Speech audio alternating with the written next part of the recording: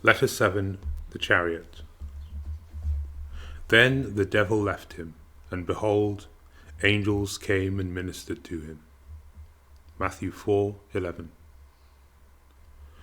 When the unclean spirit has gone out of man, he passes through waterless places seeking rest, and finding none, he says, I will return to my house from whence I came. And when he comes, he finds it swept and put in order. Then he goes and brings 7 other spirits more evil than himself, and they enter and dwell there, and the last state of that man becomes worse than the first. Luke 11:24-26. I have come in my Father's name, and you do not receive me. If another comes in his own name, him you will receive. John 5:43. Dear unknown friend, like the preceding arcana, the arcanum, the Chariot, has a twofold aspect. It represents from one side he who, having triumphed over the 3 temptations, remains faithful to the vows of obedience, poverty, and chastity, and it represents from another side the danger of the 4th temptation, which is the most subtle and intimate temptation, and is the invisible synthesis of the 3 temptations, the spiritual temptation of the victorious through his victory itself. It is the temptation to act in one's own name, to act as master instead of as servant. The 7th arcanum is that of mastership, understood in the sense of temptation as well as achievement. The 3 gospel quotations which are found at the head of this letter delineate the nature of the ideas here. Paul Marteau says that the general and abstract meaning of the 7th card is that it represents setting in motion in 7 states, i.e. in all domains. Le Tarot de Marseille, Paris, page 33. And it is exactly this that we have designated above as mastership. For mastership is not the state of being moved, but rather that of being able to set in motion. The Son of Man resisted being moved by the 3 temptations in the wilderness. Consequently, it is he who set in motion the forces which served him. Then the devil left him, and behold, angels came and ministered to him. Here again is a fundamental law of sacred magic. One could formulate it in the following way. That which is above being as that which is below, renunciation below sets in motion forces of accomplishment above, and the renunciation of that which is above sets in motion forces of accomplishment below. What is the practical meaning of this law? It is the following. When you resist a temptation or renounce something desired below, you set in motion by this very fact forces of realization of that which corresponds above to that which you come to renounce below. It is this that the Master designates by the word reward, when he says, for example, that it is necessary to guard against practicing righteousness before other people in order to gain their regard, for then you will have no reward from your Father who is in heaven. Matthew 6:1. Reward is therefore the action that one sets in motion above by the renunciation of desire for things below. It is the yes from above corresponding to the no from below. And this correspondence constitutes the basis for magical realization and for a fundamental law of Christian esotericism or Hermeticism. Let us guard ourselves from taking it lightly, for here is given to us one of the principal keys of sacred magic. It is not desire which bears magical realization, but rather the renunciation of desire that you have formerly experienced, of course. For renunciation through indifference has no moral, and therefore no magical, value. Desire and then renounce. Here we have the practical magical meaning of the law of reward. To say that one has to renounce what one desires amounts to saying that one has to practice the 3 sacred vows, obedience, poverty, and chastity. For the renunciation must be sincere in order for it to set in motion the forces of realization from above, and it cannot be so when it lacks the air, light, and warmth of the sacred vows. It is necessary therefore to understand once and for all that there is no true sacred magic, nor mysticism, gnosis, or hermeticism, outside of the 3 sacred vows, and that true magical training is essentially only the practice of the 3 vows. Is this hard? No, it is easy.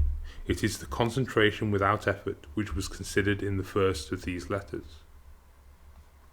Let us now consider the text of the Gospel account concerning what happened immediately after the three temptations. Then the devil left him, says the Gospel according to Matthew, but the Gospel according to Luke adds, for a time, Luke 4:13. Now, these additional words give rise to the supposition that again a trial or temptation, the fourth, which is the most subtle and intimate, is to come. And it is this which forms part of the teaching of the seventh arcanum, which represents a crowned man standing on a triumphal chariot drawn by two horses. And behold, angels came to him, i.e., now they were able to approach him, since a space necessary for their descent became free. Why and how? Angels are entities which move vertically, from above, below, and from below, above. To move signifies for them to change respiration, and distance for them amounts to the number and to the intensity of effort that it comprises of changes from inhalation to exhalation. Thus, for example, when we say a distance of 300 miles from the Earth, an angel would say 3 successive changes from normal respiration in the sphere of the angels. To draw near for angels signifies a change in respiration. To be unable to draw near means to say that the atmosphere of the sphere which they want to draw near to is such that they can no longer breathe there, and that they would faint if they were to enter this sphere. This is why the angels were unable to approach the Son of Man during the time when the concentrated forces of terrestrial evolution, the forces of the Son of the Serpent, were active. They occupied, so to say, the space around the Son of Man, so that the angels were unable to breathe, and therefore they were unable to enter there without fainting. But immediately that the devil left him and the atmosphere changed, they were able to approach him, and did so. One can add, by way of a corollary, that the law of presence delineated above gives us a strong reason for acknowledging the necessity of churches, temples, and consecrated or holy spaces in general. There are certainly other reasons again, but this would suffice, even if there were no other reasons, for us to defend the protection of all sacred places. Let us therefore protect, through our thoughts, words, and deeds, all churches, every chapel, and lastly every temple, where one prays, worships, meditates, and celebrates God and his servants. And they ministered to him.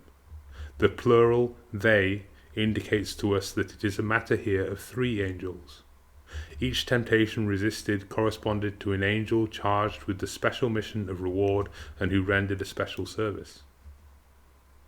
What, therefore, were these services? He had refused, he being famished, to command stones to become bread. Now it was the word which comes from the mouth of God become bread, which the angel of poverty served him. He had refused to cast himself down from the pinnacle of the temple. Now it was breath from the height of the throne of God that the angel of chastity brought to him. He had refused to accept the role of Superman, to be king of the world at the price of worshipping the ideal of the world of the serpent. Now it was the royal crown of the world of God that the angel of obedience presented him. Just as the 3 mages offered their presents to the newborn child, gold, frankincense, and myrrh, so did the 3 angels each offer a present to the Master, after his baptism in the Jordan and his confirmation in the wilderness. The crown of gold, the breath of incense from the throne of God, and the divine word become food. This is what happened immediately after the 3 temptations in the wilderness. This was the response from above to the threefold renunciation by the Son of Man below. But what was the effect of the vanquished temptations not only for the vanquisher himself, and not only immediately, but also for the outside world of the so-called 4 elements and in the course of time?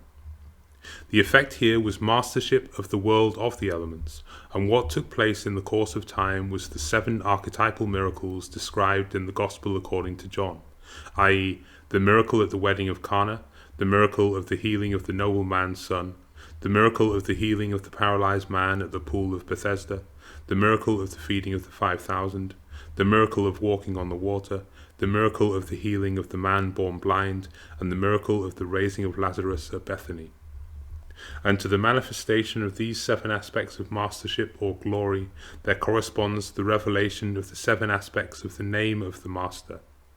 I am the true vine. I am the way, the truth, and the life. I am the door. I am the bread of life. I am the good shepherd. I am the light of the world, and I am the resurrection and the life. This is the rainbow of 7 colours of the manifestation of glory or mastership, and also the octave of the 7 tones of revelation of the name or mission of the vanquisher of the 3 temptations. And this rainbow shone around the empty and sombre place in the wilderness where the temptations took place. The 7 miracles of the Gospel according to John are in their totality the glory or splendour of the victory of the 3 sacred vows over the 3 temptations.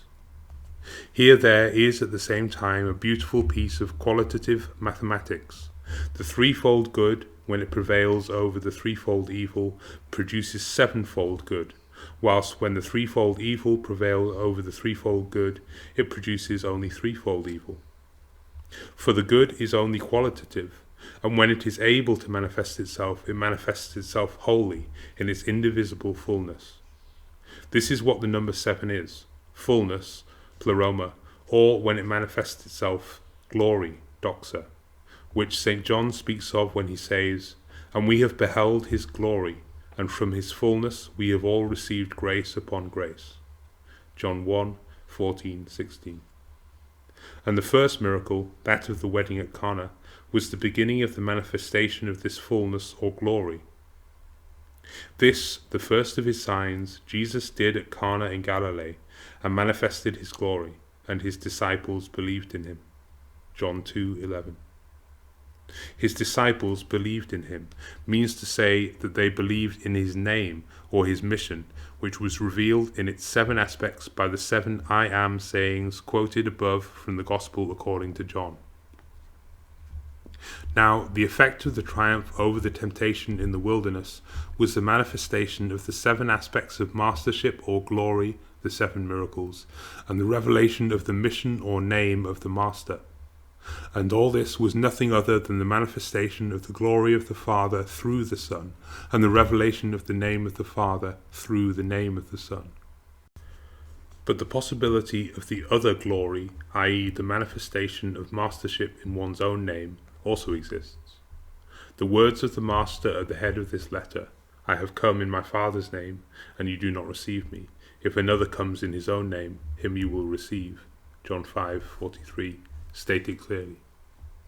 Experience in the domain of occult, esoteric, hermetic, Kabbalistic, Gnostic, magical, Martinist, Theosophical, Anthroposophical, Rosicrucian, Templar, Masonic, Sufi, Yogistic movements, and other contemporary spiritual movements supplies us with ample proof that the words of the Master have in no way lost their actuality, even in the domain of science and in movements of a social or national or semi-scientific nature. Because for what other reason do the Theosophists, for example, prefer the Himalayan Mahatmas, whose astral bodies through projection appear from a great distance, or who precipitate letters written in blue or red crayon, to the Master, who has never ceased to teach, inspire, illumine and heal amongst us and near to us, in France, Italy, Germany, Spain, to name only the countries where there have been well-established cases of meetings with him, and who himself said, "I am with you always, to the end of time." Matthew 28:20. For what other reason does one seek a guru among the Hindu yogis or Tibetan lamas, without giving oneself half a chance to seek for a teacher illumined through spiritual experience in our monasteries or spiritual orders, or amongst lay brothers and sisters who practice the Master's teaching and perhaps are quite near at hand? And why do members of secret societies or orders of the Masonic type consider the sacrament of flesh and blood of the Lord insufficient for the work of building the new man? And why do they seek special rituals to supplement it, or even to replace it? Yes, all these questions fall under the heading of the words of the Master, "I have come in my Father's name, and you do not receive me.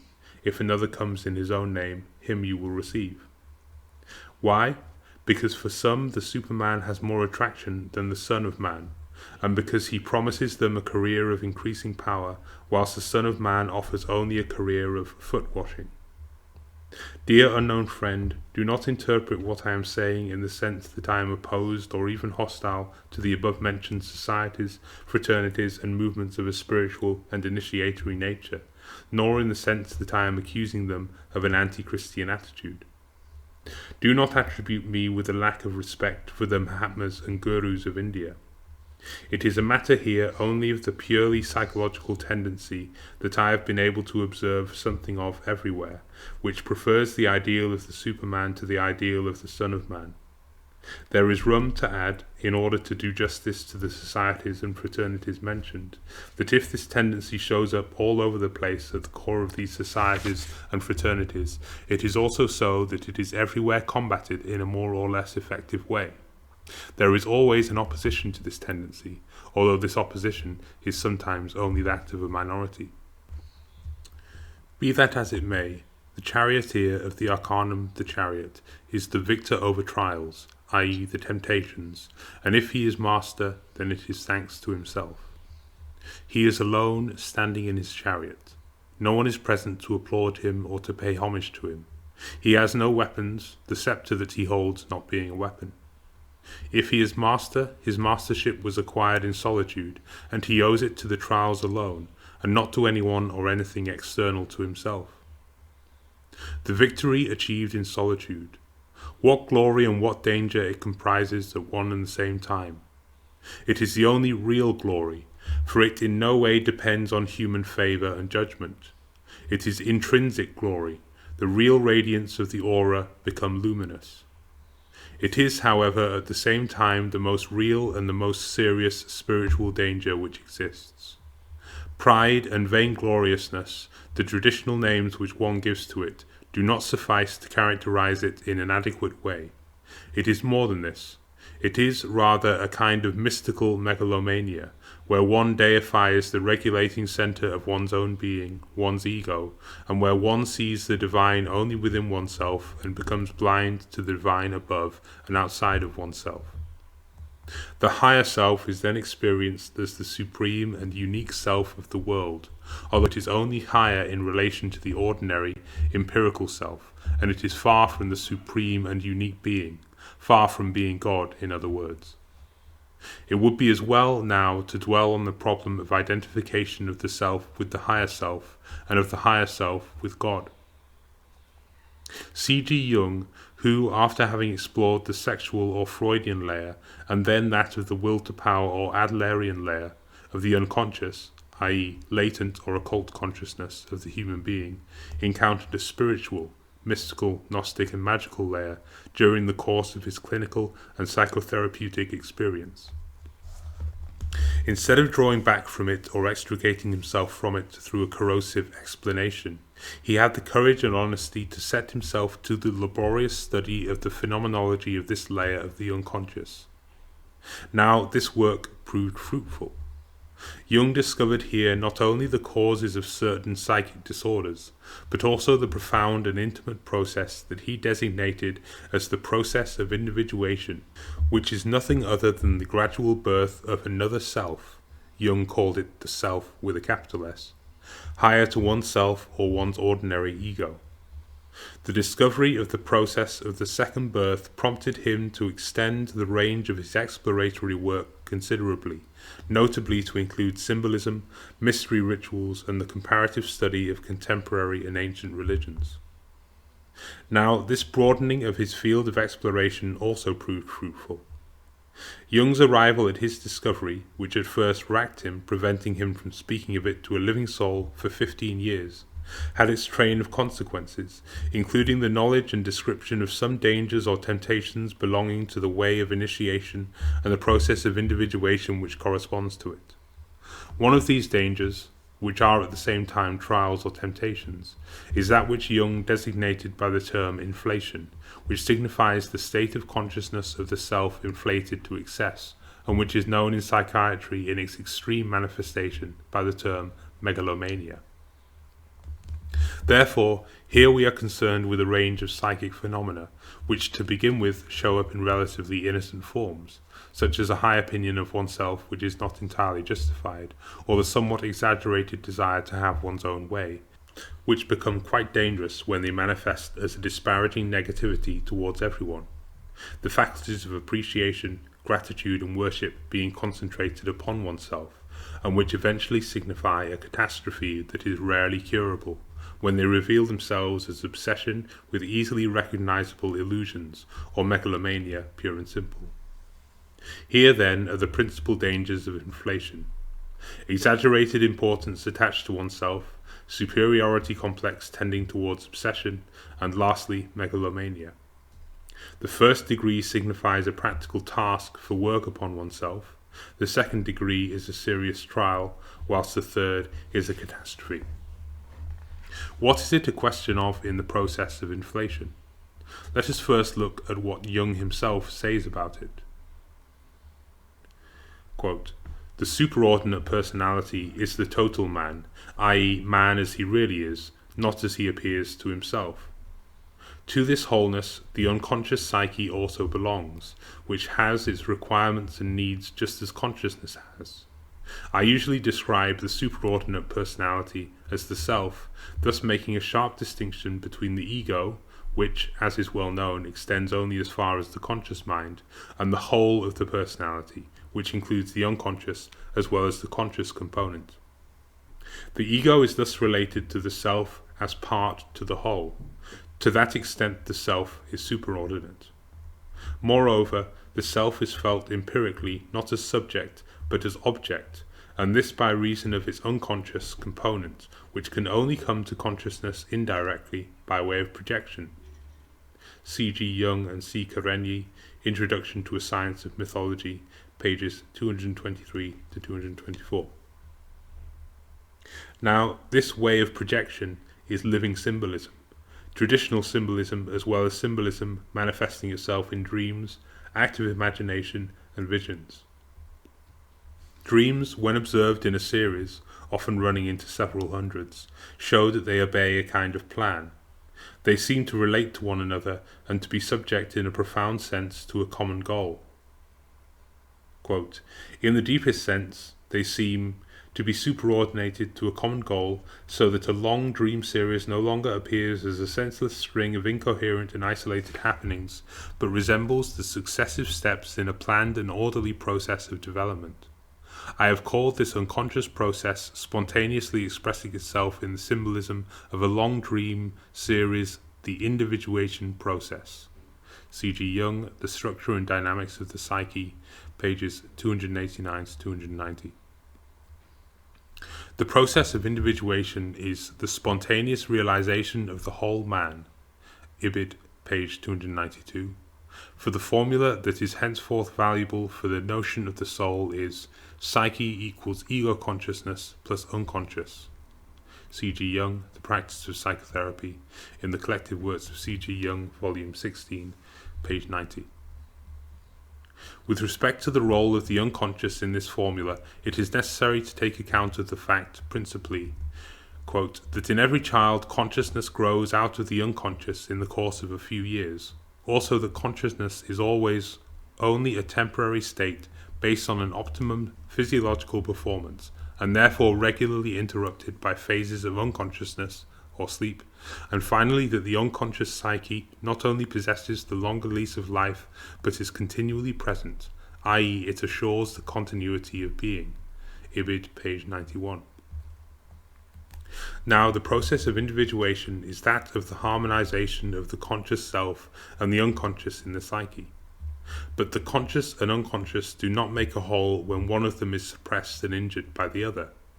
C.G. Jung, Conscious, Unconscious and Individuation, The Collected Works of C.G. Jung, volume 9, page 288. It is a matter of a harmonization which is only realizable by way of the re-centering of the personality, i.e. the birth of a new center of the personality, which participates in the nature of the unconscious as well as in the conscious self. A center, in other words, where the unconscious is perpetually in transformation into consciousness. This is the aim of the process of individuation, which is at the same time a stage of initiation. The process of individuation operates, as we have said, by establishing a collaboration between the unconscious and the conscious. The domain of symbols affords such a collaboration, and it is here, consequently, that it can begin. In the process of individuation, one meets, or rather one awakens, the symbol forces that Jung designated, in consideration of their typical character, by the name archetypes. Quote, "The archetype, let us never forget this, is a psychic organ present in all of us. A bad explanation means a correspondingly bad attitude to this organ, which may thus be injured. But the ultimate sufferer is the bad interpreter himself. Hence the explanation should always be such that the functional significance of the archetype remains unimpaired, i.e. that an adequate and appropriate relationship between the conscious mind and the archetypes is ensured. For the archetype is an element of our psychic structure, and thus a vital and necessary component in our psychic economy. There is no rational substitute for the archetype any more than there is for the cerebellum or the kidneys." C.G. Jung and C. Karenyi, Introduction to a Science of Mythology, pages 109 to 110. Now, one must not take archetypes lightly. They are formidable psychic forces which can also invade, inundate, and engulf consciousness. This is what happens in the case of the identification of consciousness with the archetype. Then it produces, more often than not, an identification with the role of the heroes, and sometimes, when it is a matter of the archetype named the wise old man or the great mother, an identification with a cosmic figure. Quote, "At this stage there is usually another identification, this time with the hero, whose role is attractive for a variety of reasons. The identification is often extremely stubborn and dangerous to mental equilibrium. If it can be broken down and consciousness reduced to human proportions, the figure of the hero can gradually be differentiated into a symbol of the self." Ibid, page 137. And, let us add, if this does not succeed, the figure of the hero takes possession of consciousness. Then the second identification, or the epiphany of the hero, takes place. Quote, "The epiphany of the hero, the second identification, shows itself in a corresponding inflation. The colossal pretension grows into a conviction that one is something extraordinary, or else the impossibility of the pretension ever being fulfilled only proves one's own inferiority, which is favourable to the role of the heroic sufferer, a negative inflation. In spite of their contrariety, both forms are identical, because unconscious compensatory inferiority tallies with conscious megalomania, and unconscious megalomania with conscious inferiority. You never get one without the other. Once the reef of the second identification has been successfully circumnavigated, conscious processes can be cleanly separated from the unconscious, and the latter observed objectively. This leads to the possibility of an accommodation with the unconscious, and thus to a possible synthesis of the conscious and unconscious elements of knowledge and action. This in turn leads to a shifting of the center of personality from the ego to the self." Ibid, pages 137 to 138. This is the aim of the process of individuation.